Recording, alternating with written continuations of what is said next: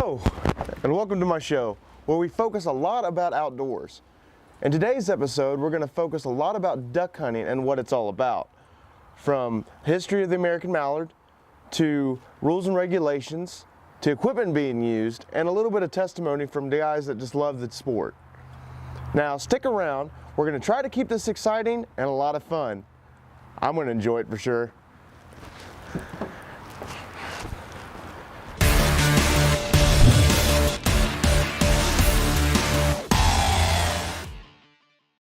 Hey, and welcome back. To start off this segment, we're going to take a quick look at some facts about the mallard duck, just to get us familiar with it, and we'll start it off. The green head and yellow bill of the mallard duck is a familiar sight to many people living in the northern hemisphere. In fact, the mallard is thought to be the most abundant and wide-ranging duck on Earth. Mallards prefer a calm, shallow sanctuaries, but can be found in almost any body of freshwater across Asia, Europe, and North America. They're also found in saltwater and brackish water and are commonly found in wetlands. The male, or drake, is the more distinctively colored mallards. Its iconic green head sits atop a white neck band that sets off a chestnut-colored chest and gray body.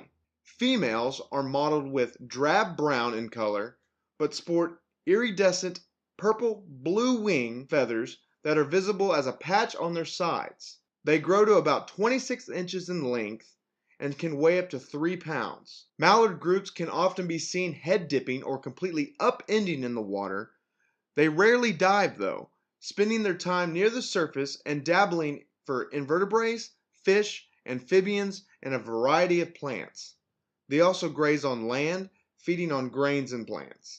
Matted pairs migrate to and breed in northern parts of their range and build a nest on the ground or in a protected cavity. They normally lay around a dozen eggs, and the incubation period lasts just under a month. Mallards are territorial during this period, but once incubation is well underway, males abandon the nest and join a flock of other males. Most mallard species are common and not considered threatened. However, one threat to their population includes hybridization with other ducks. Mallard ducks are one of the most popular species of waterfowl to hunt. Mallards can be legally hunted in the United States, Canada, and Mexico. To hunt a mallard duck successfully, you need to get to the blind pre-drawn, although patterns vary in different areas. Mallard ducks usually start flying at daybreak. Setting up decoys for hunting ground is the key to attracting ducks in your way. Mallards have an excellent eyesight, so sit or lay in camouflage in order to stay hidden. One key is to use duck calls to lure the birds in. It is important to practice calling because duck possesses outstanding auditory perception. If the sounds you are making do not match what the duck actually sounds like, they will change direction and not land on your water. Now that we have familiarized ourselves with the mallard duck, let's get to know some of the rules of duck hunting before we get out there. I sat down with a game ranger from Payne County, Emily Long, just to kind of let us know what the rules are. My name is Emily Long. I work for the Oklahoma Department of Wildlife Conservation as the Payne County Game Warden. Now it is Emily's job to serve and protect the wildlife law here in Payne County. Here are some of the rules that duck hunters have to follow before they go out and hunt.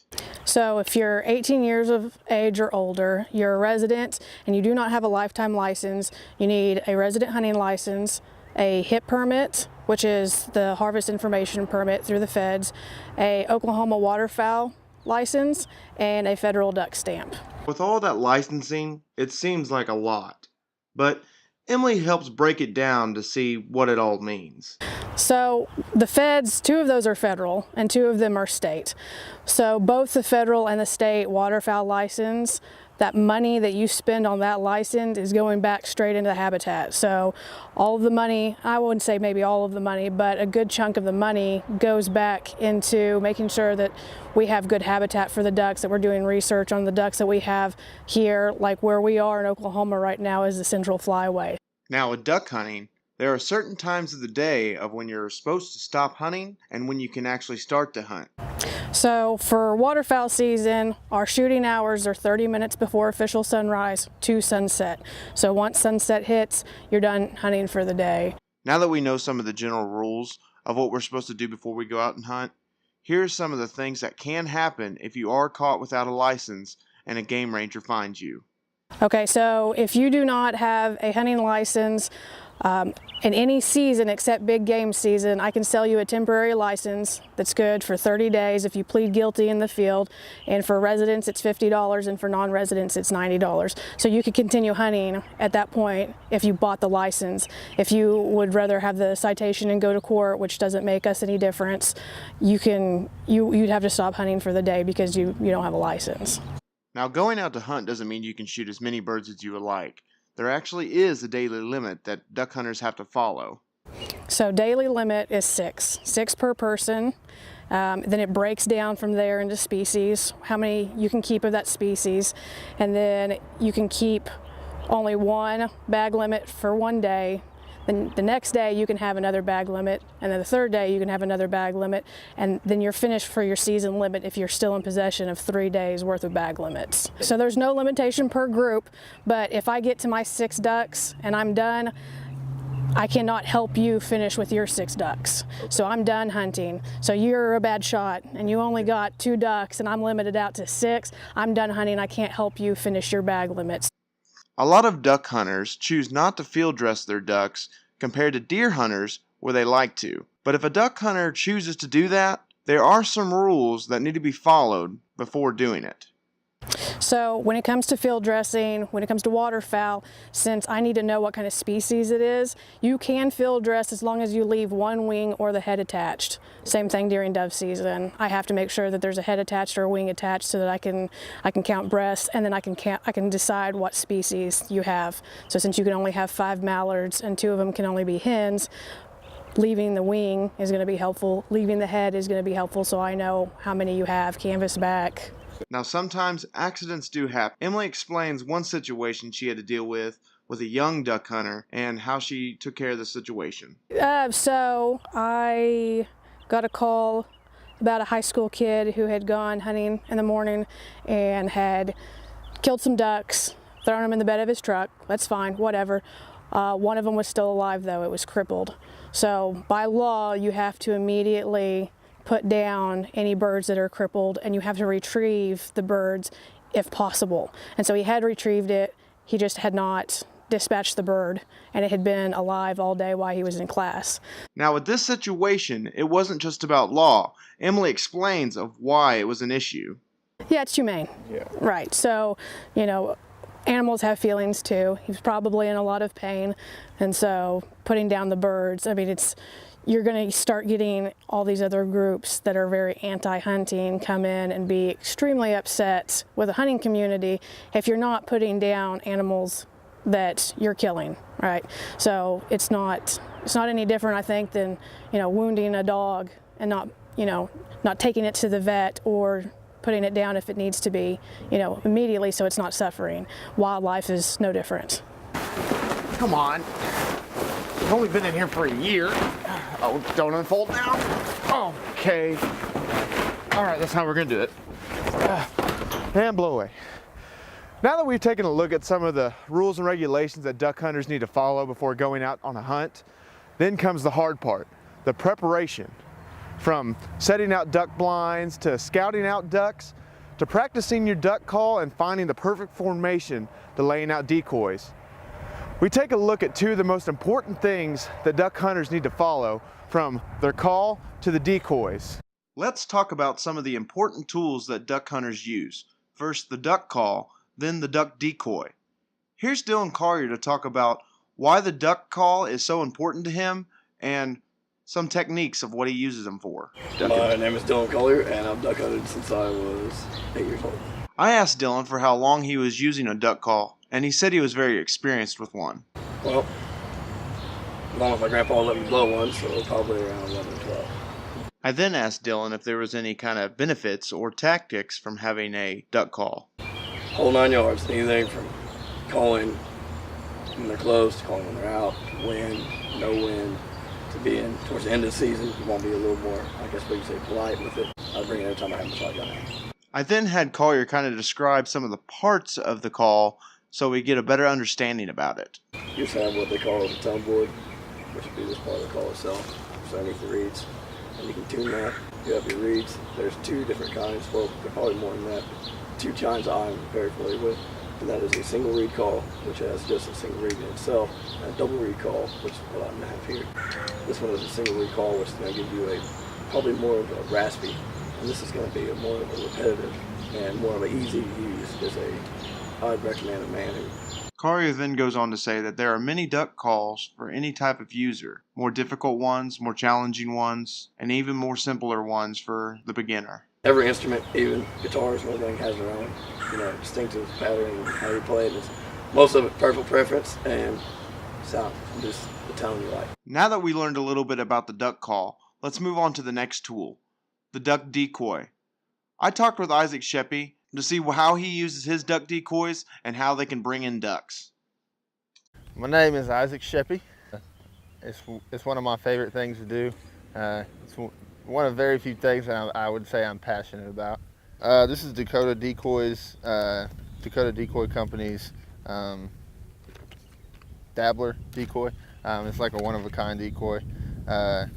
There's no other decoys that are made with the sunken in keel like this, so that it has more motion and stuff. Makes it look more real. It's got a flocked head, so makes it look a lot more real. I asked Isaac how a decoy can help assist getting ducks into a certain location on a pond. They could land anywhere they wanted to. Decoys make them land where you want them to. So if you don't have decoys, it's going to be kind of hard to get them to where you want them to come to. So usually wherever you're at, you want to have like a U shape because they'll come straight into that, U. So you either do a U or a hook, something like that, to kind of bring them into where you want them to come. Sometimes we just throw out like a dozen. If we're hunting a little hole, just throw out a dozen. If you're hunting a big hole, you want to throw out some more decoys. Sometimes we put some full bodies on the shore. Just depends on the situation. I asked Isaac for a rough estimate of how many decoys that he has personally. The numbers was shocking. Probably 6 or 7 dozen floaters, and then 14 dozen full body geese, and 2 dozen full body ducks. I then asked for Isaac to give a quick demonstration on how he sets his duck decoys out on a pond. Hold the weight in my hand, grab the edge, and just do a little underhand toss. That right there, I don't know if you can see that. That is one negative thing about this decoy is a lot of times they'll land on the side. You have to go out there and flip them over. Both of these are a very important tool to have a successful duck hunt. Now that we took a look at some of the equipment that duck hunters use, let's get into the deeper reason of why people do what they do. The brotherhood. In fields all across the country, just like the one that I'm standing in, men and women come together with one common bond, the love of nature and outdoors. Duck hunting is a culture in its own, and I talked with member from the Taken Boys, Joe Day, just to see what it's all about.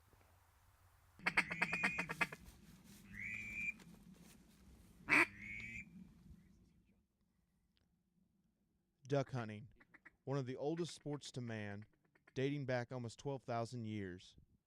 Times and equipment have changed, but one thing remains the same, the camaraderie. Take him! This is a sport that can be done as an individual, but more success and fun comes from being on a team. Joe Day, member of the duck hunting group Taken Boys from Blackwell, Oklahoma, says duck hunting is more than just shooting a gun. My name's Joseph Day. I'm just a member of the Taken Boys Outfitters from Blackwell. We're just a group of guys. We all grew up right here in Blackwell. One guy's from Perry, Oklahoma, and one guy's from Ponca City. We just like to get together. We have fun. I mean, we're just always a fun group, so. When asked what brought this group together, they all had one common interest: duck hunting. The love of the sport. I mean, we all enjoy it, and a group of guys get together, and you all take part, you all do your part, and whether it's somebody's in the waders this week, and the next week somebody else is in waders, or somebody's bringing decoys this week, and you might all bring decoys. I mean, it takes a bunch sometimes. So. Still fresh to the duck hunting scene, Joe says what made him find an interest in the sport. Duck hunting, I've only been doing it for about 4 years. I only became part of this group a short time ago, a year ago, so being outdoors, it's all about getting outdoors and doing something that you love. I've always loved the outdoors, and so I've just taken part in what I can outside. These guys introduced me to it, like I said, a few years back, and then I've just taken off with it. When asked what he thought about what could be making the sport more popular in recent times, with shows like Duck Dynasty, Joe talks about why he thinks he sees a rise in admiration. It could be the TV shows, the guides, everything's really taken off this past like 3-4 years. I'd say this last year, I mean, I've really noticed that there's a lot more guys taking part in duck hunting and just getting outdoors. I mean, you see the cameras, you see all the people gather around, you see all the decoys out in the fields as you drive by, and everybody's just loving it and having fun with it. So it's part of like if you love the sport, I mean, you're part of a group of guys already. It's, you see pictures on the interweb, I mean, Facebook, Instagram, Snapchat, you see these pictures, you see the videos, you start talking to people, asking what they shoot, what kind of guns they're using, what's your favorite blinds. I mean, then you start introducing yourself to new people, and that by itself is a big deal. I mean, that's how you get interlocked with some people. Now, getting out to hunt with this group is no walk in the park. Joe explains all the responsibilities of each group member and what they need to do to have an successful hunt. A daily routine. Well, first off, to get started, maybe a week before we find the birds. I mean, 3 or 4 days before we go out and we scout and make sure that these birds are where they're going to be, where we need to be. We find where we can hide at. We find the best location for everything. And, the night before we go and we make sure that the birds are still laying in the field. And whether it's 8 miles, 10 miles, 20 miles away, I mean, you have to go do that, or else, I mean, you could go the next morning and not see a bird. So, I mean, that's a big part in it, is the scouting trip the nights before, the week before, whatever. That morning of, everybody make sure you call each other, you get everybody up, because sometimes you have a hard time getting up. So then you make sure everybody has what you need, what they need, what you need. Whether you couldn't make it to the store that night to get shells, these guys pick them up for you. I mean, just everybody helps each other out in the whole sense. The brotherhood goes deeper with these guys than just duck hunting. Forever friendships to stand the test of time. Throughout the week, I got 2 guys that they wrestle up in college at Cali. A guy goes to Stillwater for school. That's where he's at tonight. I mean, couldn't make it. Them guys are they're going to regionals for nationals. Then the guy from Ponca City, we all work, we all live our own lives, so you have to keep in touch and make sure everybody's on board. And sometimes you have to go off and do your own thing, but you always check in with everybody just to make sure they're okay for the week, or whether it's a couple days later, you just checking in to say hi. Well, that's just about it. I hope that this was insightful to you as it was to me.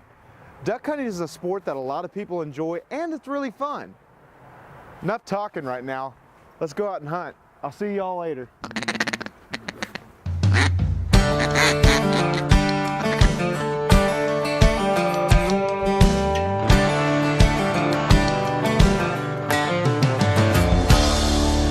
Here come the ducks, hit the high baller. Shut up the dog, stare at the water. I'll say when, hold on, y'all wait. Get 'em boys, boom, 12 gauge, out in the mud, down in Mississippi.